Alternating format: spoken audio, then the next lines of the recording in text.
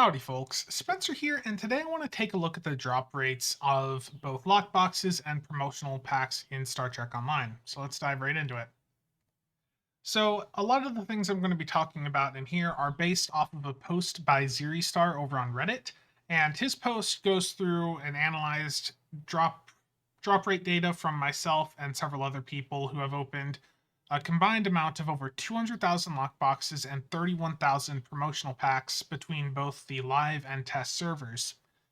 The data is quite consistent between both the live and test servers with regards to lockboxes and promotional packs. So, any opening data you've seen from the triple test server for lockboxes and promotional packs, at least, is accurate and consistent with what is seen on the main server. So another thing we need to talk about is pity systems. Pity systems are integrated into gambling mechanics within games to either increase the drop rates or guarantee a drop rate once you have opened a certain number of packs. Many games feature these mechanics, but not all of them, including STO, are transparent with how the systems work. Now, I do want to just give an example of how this system works in a game that is transparent about the drop rates, and that is World of Warships, another game that I play quite a bit. I know they've had their issues, but with regards to the drop rates and being transparent about their pity system, they've been doing a fairly good job with that, so I'm going to use them as an example here. With warships, you can go right to their website, and even in the game, it'll tell you the drop rates and what the pity system is. It'll tell you that, like with this firepower container here, you've got a 5% chance to get one of the tier 10 ships. But after you have opened 24 of these packs, the 25th pack will guarantee a ship if you have not gotten the ship in those first 24 packs. So there is a guaranteed ship after a certain number of packs, and that is what these pity systems are.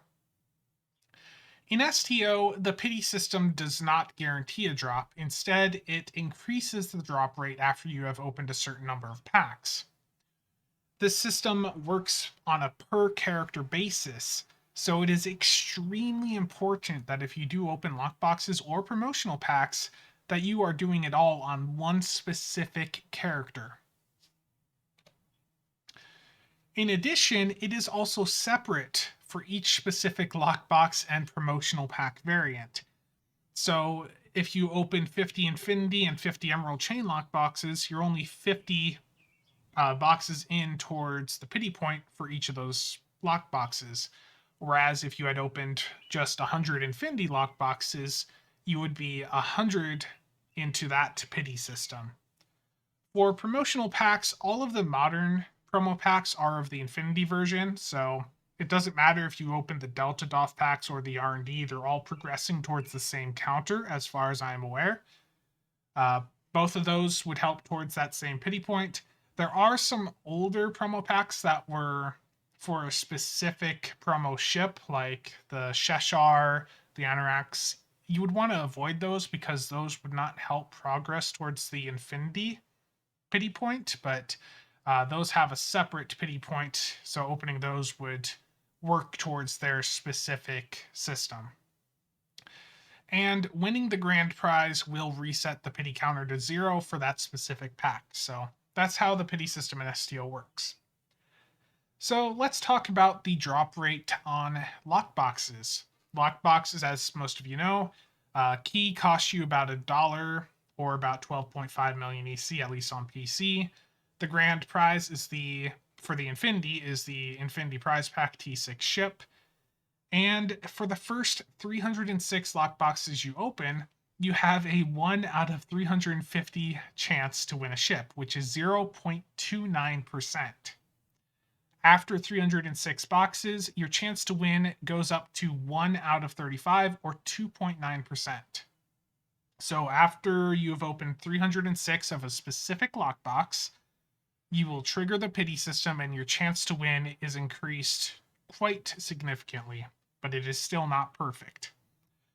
If you're opening a very large number of lockboxes, and by large, I'm saying several thousand, you will have an average drop rate of 1 out of 216 or 0.46%.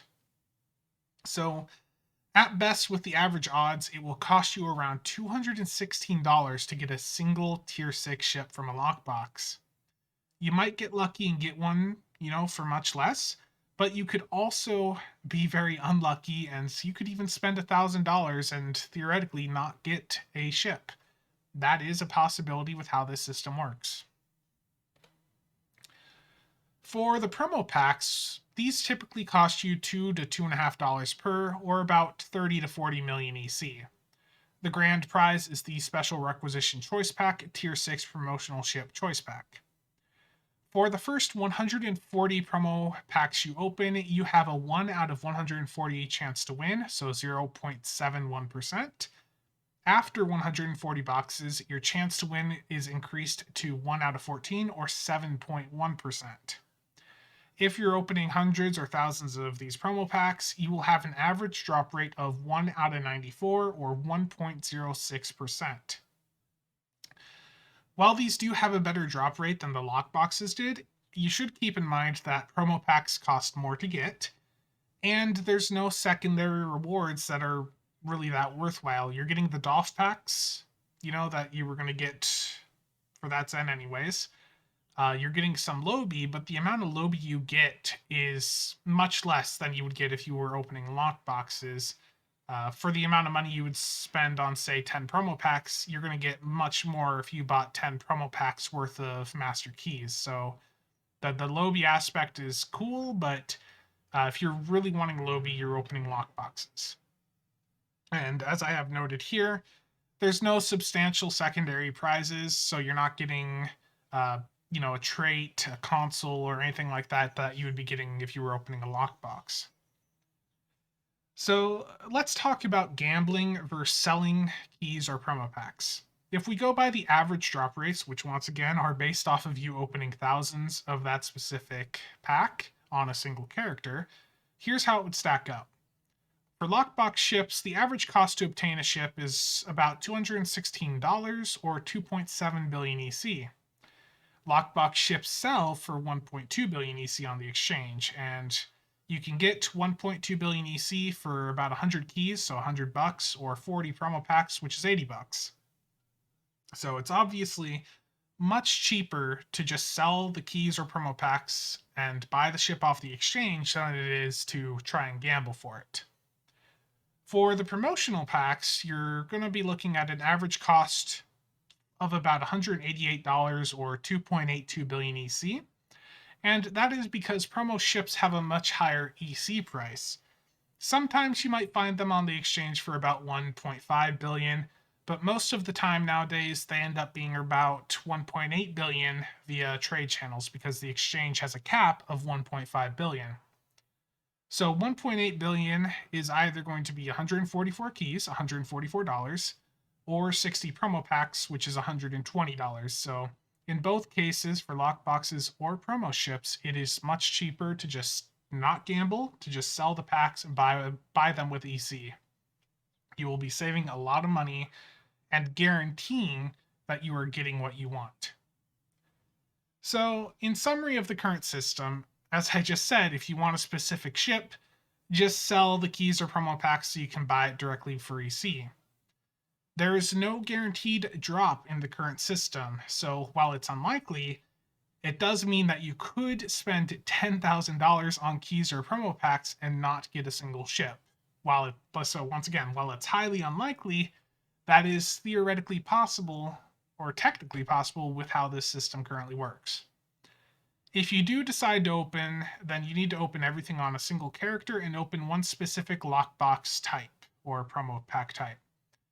For lockboxes, the Infinity Lockbox still remains the winner. If you're ever opening lockboxes, you really need to just open Infinity because it's giving you choice packs for all of the secondary prizes. So you can choose what weapons you want, what traits, things like that, what ship you want, everything like that. And the nice thing is, the Infinity Lockbox automatically updates when new content is added to it. So any of the console packs you have or ship boxes, if they add a new ship in or console, they're going to be automatically updated and you can use your existing packs to get those items. So let's talk about the future. Cryptic has similar systems in their other projects, and in most of these projects from them, most of their games, they're not too keen to share the drop rates or any information about the pity system. But this trend has started to change within Cryptic. The Magic Legends game, which has now been canceled, actually declared their drop rates right up on their website on a support page. And now we have a major announcement from Neverwinter that could eventually come over to STO. So let's take a look at it. The first thing about the Neverwinter announcement is that the chance to win is publicly declared right on a lockbox when you right click it and look at the info. It'll straight up just tell you, here's the drop rate, here's how likely it is for you to get each item.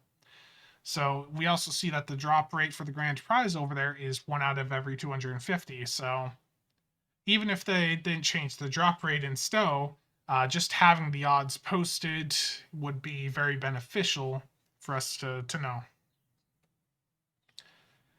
The next part of the Neverwinter announcement is that they're guaranteeing drops after opening a certain number of packs.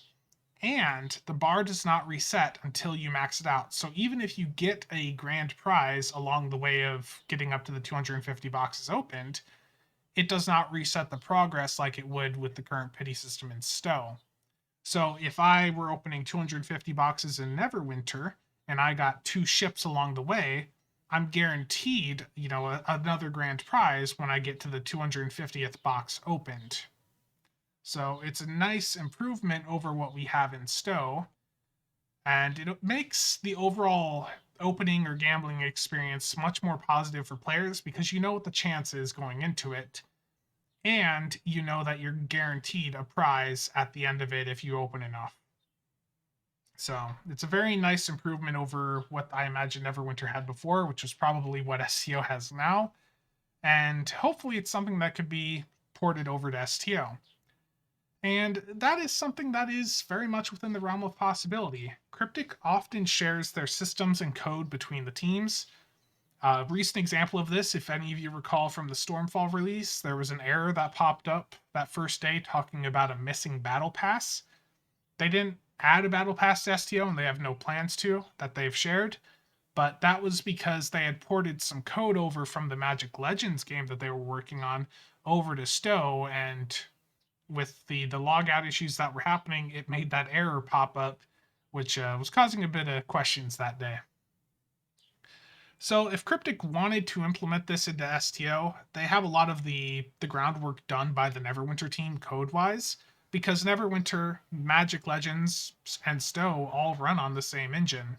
So something they work on for one game could be ported over to another game with a little bit of time and work from various teams. It's up to the management team, though, as to whether or not this would come over to STO, but I have to imagine that it would be a very positive change for the game. You look at most of the negative feedback that the game gets, and most of it is about the gambling mechanics. Most of the frustration is about, people being upset they can't get a ship, or they tried for a ship and they got screwed over. So a change like this would be very beneficial. But that's going to wrap it up for this video today. If there's anything you take away from this video, I just want it to be that you're only ever opening lockboxes or promo packs on a single character if you do open. If you really want a specific item, you're selling the promo packs or keys on the exchange to get EC to buy the ship directly or the item. And if you do open lockboxes, open just one specific lockbox. Don't open, a bunch of different boxes. Just open Infinity and call it a day. If you open anything other than Infinity with the current market, you're pretty much just burning your money. So just open Infinity and call it a day. Once again, thanks to all channel members. I have some more videos coming out this week, including the top tanking platforms in STO. I've had the PowerPoint done, just not had a chance to get the audio recording done, so that's going to be coming here in a few days. That's it for today. Thanks for watching. See you all next time.